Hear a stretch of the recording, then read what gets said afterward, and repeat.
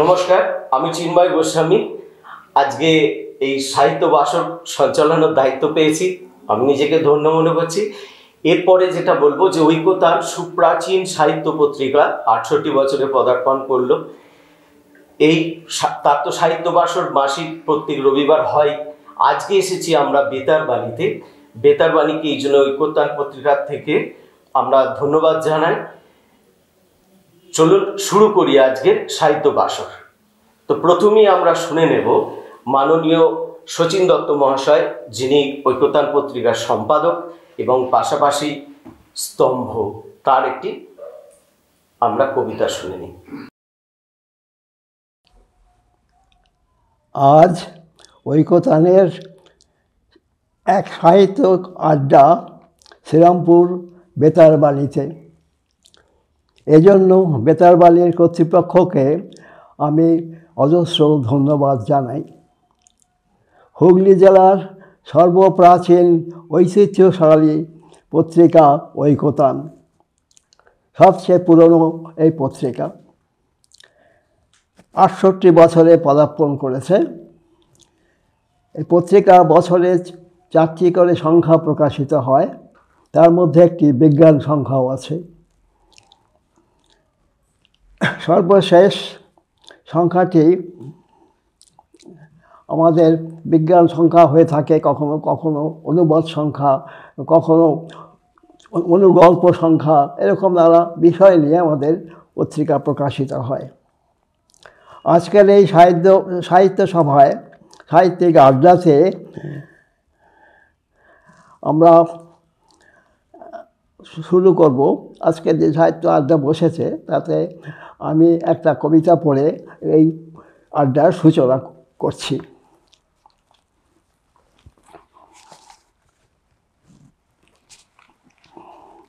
কবিতার নাম পৃথিবী বণ্টন। যদিও তখন ছিল সবুজ সকাল, কুয়াশার জালে ঘেরা সূর্য উদাসীন, পাখির ডানায় খসা বিচ্ছিন্ন পালক, উষ্ণেসে লাগাবে রাজা নিজে রাজ্যহীন। পরম্পরা পরকীয়া ঋত প্রকরণ, রক্ষিত মমির মতো স্ফীত কাঁচাধার, সময়ের চাপে মৃত শহীদেরা জেগে অস্বচ্ছ চোখের কোণে দেখে অন্ধকার। ত্রিশির কাচের শক্তি রশ্মি বিশ্লেষণে জ্বলন্ত সূর্যেরা রুষ্ট ব্যর্থ পলায়ন, কুমিরেরা ঢুকে পড়ে কাটা খাল দিয়ে অশান্তির পাদপীঠে মগ্ন বিস্মরণ। কেড়ে নাও হাত থেকে অস্ত্র খরসন, ভেঙে ফেলো ঘরে আছে মায়াবী লণ্ঠন, কঠিন পর্দা কেটে দেখো বর্তমান, ভগ্ন কাছে দেখো তুমি পৃথিবী বণ্টন।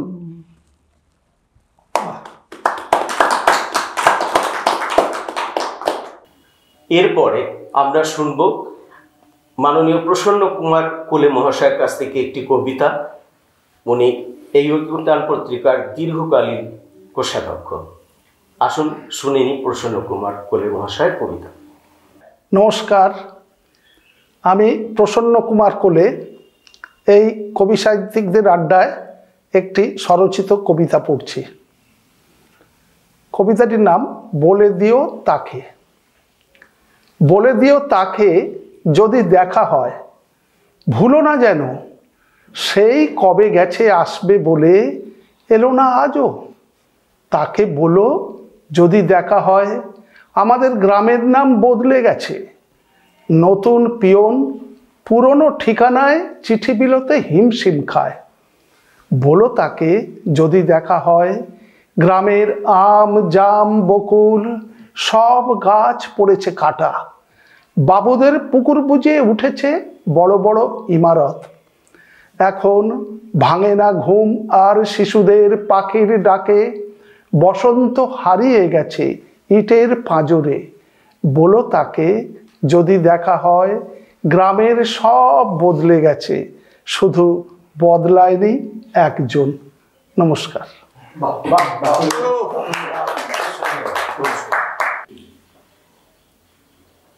খুব সুন্দর একটি কবিতা শুনলাম।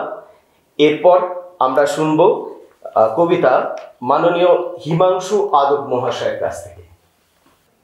নমস্কার, আমি হিমাংশু আদব, ঐকতান সাহিত্য পত্রিকার একজন নিয়মিত লেখক। আজকে ঐকতান পত্রিকার সাহিত্য আড্ডায় আমি একটি স্বরচিত কবিতা পাঠ করছি। আমার কবিতা মন। মন নদীতেই ঝাঁপ দিয়েছি বৃষ্টি আলাপ শেষে, গল্পের আজ ভিড় করে ওই যাচ্ছে নিরুদ্দেশে। কান্না থামার বিকেলগুলো আলোক বর্ষ দূরে, সকাল বেলার সংলাপে প্রেম নেই তো হৃদয় জুড়ে। বিষণ্ণ এক মেঘের উড়ান সন্ধ্যা নামায় ঘরে, আর মনা মন স্তব্ধতা মেখে ধুঁকছে অকাল জ্বরে। অসম্ভবের ইচ্ছেগুলো সন্তাপে যায় ভিজে, তাই তো সরল অনুপাতেই হিসাব মেলাই নিজে। বাহ বাহ বাহ। হিমাংশু ভালো দেখছে। এইবার শুনবো দেবব্রত মজুমদার মহাশয়ের একটি ছড়া। উনি ছড়াকার হিসেবে যথেষ্ট নাম করেছেন। সেই দেবব্রত মজুমদারের একটি ছড়া আমরা শুনবো এবার। আমি ঐকতান পত্রিকার আজীবন সদস্য এবং নিয়মিত লেখক। আমার নাম দেবব্রত মজুমদার। আজ আমি একটি স্বরচিত কবিতা পাঠ করছি। হাসির দিনে হাসি কিনে আনবো বাজার ঘুরে, মধুর হাসি অম্লবাসী থলে নেব পুড়ে। বেচছে যারা হাসছে তারা বলছে খাঁটি হাসি, হাসির ঝোলা সদ্য খোলা নয় তো মোটে বাসি। পাশের থেকে বলছে হেঁকে আসল হাসি চিনুন, মন্দ হাসি গন্ধ রাশি সঠিক হাসি কিনুন। আহ্লাদি ও জল্লাদি হাসি কেনে নাটক দলে, দেখুন হাসি কিনুন রাশি এটা বাজার চলে। দুষ্টু হাসি মিষ্টি হাসি হাসি রাখুন ঠোঁটে, দন্ত বিকাশ মেটাবে আস তাতেই মানুষ জোটে। গোফের তলায় রাখা হাসি হারায় কথা শুনে, কষ্ট করে মুচকি হেসে দিলাম হাসি গুনে। হলো না যেই হাসি কেনা ফিরি শূন্য হাতে, গিন্নি শুনে হো হো করে গড়ায় বিছানাতে। দমকা হাসি দিয়ে এবার খিলখিলিয়ে হাসি, হা হা হি হি করেই কেবল ফোটায় হাসির কলি। আসুন, এই এতক্ষণ তো আমরা ছড়া শুনলাম, কবিতা শুনলাম, অনুগল্প শুনলাম, এবার একটু গান শুনে নেওয়া যাক। এবারে গান শুনি মাননীয় ডক্টর নবরণ ঘোষাল মহাশয়ের কাছ থেকে। আমি ডক্টর নবরণ ঘোষাল, ধানবাদে প্র্যাকটিস করি এবং এখানে বালিতেও প্র্যাকটিস করি, দুই জায়গায় থাকি। 3 দিন ঝাড়খণ্ডে, 3 দিন এখানে উত্তরপাড়ায়। ঐকতানের নিয়মিত পাঠক এবং অনিয়মিত লেখক। মূলত শচীন স্যারের টানেই আসা, শচীন স্যারকেই মানে অসাধারণ শ্রদ্ধার পাত্র। তিনি এতদিন এই বয়সে এভাবে আমাদের উপকার করার জন্য শুধুমাত্র এই লিটারেচারের সঙ্গে যুক্ত হয়ে এবার এই সমস্ত কাজ করে যাচ্ছেন। এটা শ্রদ্ধা এবং প্রশংসার অতীত আর কি। যাই হোক, তো আমি এখানে শ্রদ্ধেয় নির্মলেন্দু চৌধুরীর একটি ভাটিয়ালি গান গেয়ে শোনাচ্ছি।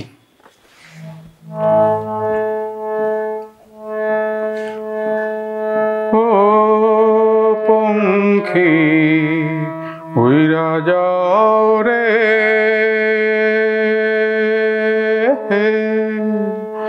সুরমা নদীর পার, দুই হাতে আগুলি জৈবান রাখব কত আর পঙ্খী রে। পূজন গঙ্গে থাকো বন্ধুরে, বন্ধু ভাটিয়াল গাঙে থানা। হৃদয়া বন্ধুর লাগি মন হইল দিবানা, বন্ধুরে। সুজন বন্ধু বাইয়া নাও একখান কথা কইয়া যাও, ঘাটে লাগাইয়া ডিঙ্গা পান খাইয়া যাও গো, ঘাটে লাগাইয়া ডিঙ্গা পান খাইয়া যাও। সুজন বন্ধু বাইয়া নাও একখান কথা কইয়া যাও, ঘাটে লাগাইয়া ডিঙ্গা পান খাইয়া যাও গো, ঘাটে লাগাইয়া ডিঙ্গা পান খাইয়া যাও। রাঙা ঠোঁটে রাঙা পান শরমে রাঙ্গাইল প্রাণ, রাঙা ঠোঁটে রাঙা পান শরমে রাঙ্গাইল প্রাণ, হাসির বিজুলি দিয়া পরানো রাঙ্গাও গো, ঘাটে লাগাইয়া ডিঙ্গা পান খাইয়া যাও। সুজন বন্ধু বাইয়া নাও একখান কথা কইয়া যাও, ঘাটে লাগাইয়া ডিঙ্গা পান খাইয়া যাও গো, ঘাটে লাগাইয়া ডিঙ্গা পান খাইয়া যাও। বসে রইলাম নদীর ঘাটে রে বন্ধু তোমায় পাইবার আসে, হে তোমায় পাইবার আসে। বসে রইলাম নদীর ঘাটে রে বন্ধু তোমায় পাইবার আসে, হে তোমায় পাইবার আসে। মাস যায় বছর যায় প্রাণ বন্ধু নাই আসে, মাস যায় বছর যায় প্রাণ বন্ধু নাই আসে। সোনার বরণ হইল কালা পিরিতের এমনি জ্বালা, ভাটিয়ালি গান গাইয়া পরা নজুরাও গো, ঘাটে লাগাইয়া ডিঙ্গা পান খাইয়া যাও। সুজন বন্ধু বাইয়া নাও একখান কথা কইয়া যাও, ঘাটে লাগাইয়া ডিঙ্গা পান খাইয়া যাও গো, ঘাটে লাগাইয়া ডিঙ্গা পান খাইয়া যাও।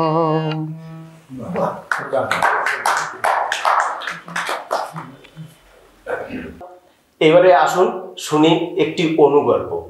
পাঠ করবেন মাননীয় শ্রমিক ঘোষ। নমস্কার, আমি শ্রমিক ঘোষ, ঐকতান পত্রিকার পাতায় নিয়মিত লিখে থাকি। আজকে আমার নিবেদন একটি 50 শব্দের অনুগল্প। গল্পের নাম প্রতিশ্রুতি। মানবাধিকার কর্মী অভিযুক্তের বেকার ভাই সংসারে ফালতু, দায়সারা চিকিৎসায় বুড়ো বাবার চোখে পূর্ণিমা আজ আঁধার, ভাঙা তক্তপোষে বাতিল ছেঁড়া কাঁথায় মা টালি গুনে হাঁপায়, দুটো মেয়ে জন্ম দেওয়ার অপরাধে মার্বেল শোভিত শোয়ার ঘরে স্ত্রী সরমাকে প্রতি রাতেই ধর্ষিতা হতে হয়। তবু তার ভাষণে মানুষের মৌলিক অধিকার সুনিশ্চিত করার প্রতিশ্রুতি থাকে। বাহ বাহ বাহ। তো এতক্ষণ তো হলো কবিতা, ছড়া, অনুগল্প। এবার আসুন একটু প্রাণ খুলে হেসে নিই। মাননীয় সমীর চক্রবর্তী মহাশয় বেশ কিছু হাস্যরস পরিবেশন করবেন। আসুন। আমি সমীর চক্রবর্তী, ঐকতান পত্রিকার সদস্য। বিভিন্ন জায়গা থেকে সংকলন করে নিয়ে আসা একটু রসকথা আপনাদের সামনে নিবেদন করব। বিষয় হচ্ছে নামে গলদ। অমিত সাহা সবেমাত্র গ্রামীণ ব্যাংকের কর্মী থেকে চাকরি শেষ করেছেন। আমাদের সমসাময়িক সকালের ভোরের আলো ক্লাবের সদস্য, রোজ কোর্টের মাঠে মর্নিং ওয়াক, একটু লাইন দিয়ে জোর করে হাসা, এইসব হয় আর কি। সেদিন সকালের পর্ব শেষ করে বেঞ্চে বসে চা খেতে খেতে গল্পের সাথে বলল, মগরা ব্রাঞ্চে একজন গ্রাহক এসেছে, তার নাম বরলিন বিবি, নমিনি করবে তার নাতির নামে, নাম শেখ বড় প্লাস। ব্যারাকপুরে কথায় যদি বলেন, একজন মহিলা হন্তদন্ত হয়ে কেবিনে ঢুকে রাগত স্বরে বলল, দেখুন না বাইরের বাবুটা কিছুতেই আপ ডাউন করছে না, বলছে মেশিন খারাপ। আপনি একটু বলে দিলে নিশ্চয়ই করবে। আমি শুনে হ্যাঁ, আপ ডাউন করছে না মানে আপ ডাউন করবে কেন? ওই আপ ডাউন পরে বুঝেছিলাম আপডেট।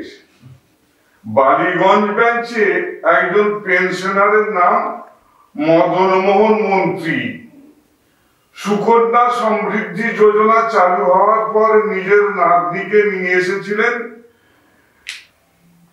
পান খেতে খেতে, অ্যাকাউন্ট খুলবে বললেন। বেশ হাসতে হাসতে এসে আমাকে বলেছিলেন, আমি ওকে ফর্ম দিয়ে বুঝিয়ে দিয়েছিলাম। পরে দেখি যার নামে খোলা হবে তার নাম শিক্ষামন্ত্রী। জয়পুরে হাওড়া ব্রাঞ্চের কথা, 100 দিনের কাজের টাকা তোলার জন্য ভিড়, প্রায় মেলা বসে গেছে। বেশিরভাগ নিরক্ষর বাঁ হাতে টিপসই দিয়ে টাকা তোলে, তারপর ওই কালিটা মাথায় মুছে না। আদুর গায়ে সাদা শাড়ি পরে একজন ভদ্র মহিলা এসে জানতে চাইলো, হ্যাঁ গা টাকা পাচ্ছি না কেন? বললাম লিঙ্ক চলে গেছে মাসিমা, আপনি বসুন। অনেকক্ষণ আমার দিকে তাকিয়ে থাকলো, তারপর হাউমাউ করে কেঁদে মেঝেতে বসেই বলতে লাগলো, ও গো সব টাকা লিক করে চলে গেল গো, আমার সব টাকা কি হবে গো, এ কি সর্বনাশ হলো গো। অনেক বুঝিয়ে সুঝিয়ে তাকে বাইরে পাঠিয়েছিলাম। ঝাঁটি পাহাড়ি ব্রাঞ্চে একজন কাস্টমারের নাম ঘেন্না মন্ডল, নিম্নবিত্ত খেটে খাওয়া মহিলা। আমি জিজ্ঞাসা করছিলাম এমনটা কে রেখেছিল? বললো আমার 7 বোন, 1 ভাই, আমি সবার ছোট, আমার পরে ভাই, নাম রেখেছিল মা। 6 বোনের পর তো তাই ঘেন্না। নাম নিয়ে অনেক রকম বিভ্রান্তি দেখা যায়। অনেকে তার নিজের ইচ্ছায় সংশোধন করেছে, একজন তো নির্দিষ্টভাবে নিজের ইচ্ছাতে সন্তানের জন্মক্ষণ কোনো বিশিষ্ট ব্যক্তির জন্মক্ষণের সাথে লাগিয়ে দিতে চান। এখনো অনেকে কনিষ্ঠার নাম রাখে সমাপ্তি বা ইতি, যা চাই না ওরফে চায় না। বাঙালি যুগ যুগ জিও।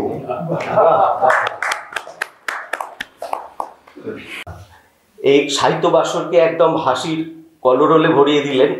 এরপর আসুন ডক্টর সুশোভন অধিকারীর একটি অনুগল্প আমরা শুনে নিই। আমি ঐকতানের আজীবন সদস্য ডাক্তার সুশোভন অধিকারী। শচীনদার একান্ত অনুরোধে আমি আজকে এলাম। আমি একটা আপনাদের অনুগল্প পড়ে শোনাই। গল্পটির নাম হচ্ছে হর্ন। মোড়ের মাথা থেকে রিকশায় উঠলাম। চেম্বারে যাব 10 মিনিটের পথ। রিকশা এগিয়ে চলল। সামনে ভাবুক পথচারী, রাগী মোটর বাইক, নাছোড়বান্দা টোটো, এঁচড়ে পাকা সাইকেল আরোহীদের সামলে সুমলে রিকশা চলছে। বেশ বুঝতে পারছি পেছনে একটি ভ্যান রিকশা আছে। তাতে জবাই হবার জন্য বেশ কিছু মুরগি বাঁধা। দেখতে পাচ্ছি না, কিন্তু মুরগিদের মরণ ডাক শুনতে পাচ্ছি। আমার একদম ভালো লাগছে না। ওরা বোঝে কী জন্য ওদের নিয়ে যাওয়া হচ্ছে। যত শুনছি ওদের আর্তনাদ, তত খারাপ লাগছে। ভাবছি কখন ভ্যানটা বেঁকে গিয়ে অন্য রাস্তা ধরবে। ওমা, এই যে দেখছি পেছন পেছন আসতেই থাকছে। দেখছি মানে শুনছি আর কি। ইস, ভাগ্যটা আমার নিতান্তই খারাপ। চেম্বার প্রায় এসে গেল, এখনও শুনতে পাচ্ছি ওদের বিষণ্ণ বিধুর আর্তনাদ। রিকশা থেকে নামলাম, ভাড়া মেটালাম, কিন্তু ঘাড় ঘুরিয়ে কোনো ভ্যান রিকশা দেখতে পেলাম না তো। গিলোটিনে গলা দিতে যাওয়া মুরগিগুলো গেল কোথায় হঠাৎ? একটু আগেও তো ওদের শুনলাম। কি খুঁজছেন স্যার? রিকশাওয়ালা বলল। ওই যে পেছনের মুরগির ভ্যানটাকে। এতক্ষণ পেছন পেছন এলো, কিন্তু হঠাৎ ভ্যানিশ হলো কীভাবে? না স্যার, ওটা আমার হর্নের আওয়াজ, ফেটে গেছে, পাল্টাতে হবে। ধন্যবাদ। আসুন এবার একটা কবিতা শুনে নিই মাননীয় শ্রীকান্ত চৌধুরী মহাশয়ের কাছ থেকে। নমস্কার। ঐক্যতানের এই সাহিত্য ভাষণে আমি পাঠ করব একটি কবিতা, স্বরচিত কবিতা, বিসর্জনের পরে। অবশেষে প্রতিমাটি ভাসল নদীর টলটলে জলে। প্রতিমার বিদায় বেলার ম্লান মুখটি জেগে উঠে ভেসে চলে। বেশ বড় কাঠামো, আর তা আঁকড়ে ধরে চলে তুমুল যুদ্ধ কমল, কেলো ও রবির ছেলেদের মধ্যে। কিল, ঘুষি ও লাথির অবিরাম বৃষ্টি। শেষে দাপটের জোরেই কমল হয় জয়ী। ওর মুখ ফাটা রক্ত আর প্রতিমার সিঁদুর মিলে মিশে একাকার। বড় কাঠামো ধরে নেওয়া মানেই মনের প্রাণ স্বস্তি। বিসর্জনের দিনে নদীর ঘাটে প্রতিমার কাঠামো নিয়ে ওরা লড়াই করে। এও এক জীবনযুদ্ধের লড়াই। কোমর পাড়ায় কাঠামো বেচে ওদের তখন 2 পয়সা আসে। ছেলে মেয়ে হয় নতুন জামা জুতো, ঘরে দুর্গার শরীরে চড়ে নতুন কাপড় বিসর্জনের পরে। আচ্ছা, আমরা তো এই সাহিত্য বাসরে সব কিছু স্বাদ পেলাম। আসুন এইবারে তো কি সুতো টানার পালা, লাটাই গোটানোর পালা। তো সেটাই আমি করি কাজটা। অনুষ্ঠানের একদম সমাপ্তিতে এসে আমি মূলত লোকসঙ্গীত চর্চা করি। তো আজকে একটি লোকসঙ্গীত দিয়েই শেষ করি, আজকে একটা লোকসঙ্গীত দিয়ে। আমি চাইব যে সবাই মিলেও একটুখানি গলা মেলালে সব ব্যাপারটা জমজমাট হবে। আসুন শুরু করি। পরের জায়গা পরের জমিন ঘর বানাইয়া আমি রই, আমি তো সে ঘরের মালিক নই। পরের জায়গা পরের জমিন ঘর বানাইয়া আমি রই, আমি তো সে ঘরের মালিক নই। আমি তো সে ঘরের মালিক নই। সেই ঘরখানা যার জমিদারি, আমি পাই না তাহার হুকুম জারি। সেই ঘরখানা যার জমিদারি, আমি পাই না তাহার হুকুম জারি। আমি পাই না জমিদারের দেখা, আমি পাই না জমিদারের দেখা। মনের দুঃখ কারে কই, মনের দুঃখ কারে কই। আমি তো সেই ঘরের মালিক নই। পরের জায়গা পরের জমিন ঘর বানাইয়া আমি রই, আমি তো সেই ঘরের মালিক নই। জমিদারের ইচ্ছা মতো দেয় না জমি চাষ, তাই তো ফসল ফলে না রে দুঃখ 12 মাস। জমিদারের ইচ্ছা মতো দেয় না জমি চাষ, তাই তো ফসল ফলে না রে দুঃখ 12 মাস। আমি খাজনা পাতি সবই দিলাম, জমিন আমার হয় যে নিলাম। আমি খাজনা পাতি সবই দিলাম, তবু জমিন আমার হয় যে নিলাম। আমি চলি যে তার মন জোগাইয়া, আমি চলি যে তার মন জোগাইয়া, চলি তার মন জোগাইয়া, তবু তবু দাখিলাই দিলা না সই। আমি তো সেই ঘরের মালিক নই। চলো, পরের জায়গা পরের জমিন ঘর বানাইয়া আমি রই, আমি তো সেই ঘরের মালিক নই। আমি তো সেই ঘরের মালিক নই। আমি তো সেই ঘরের মালিক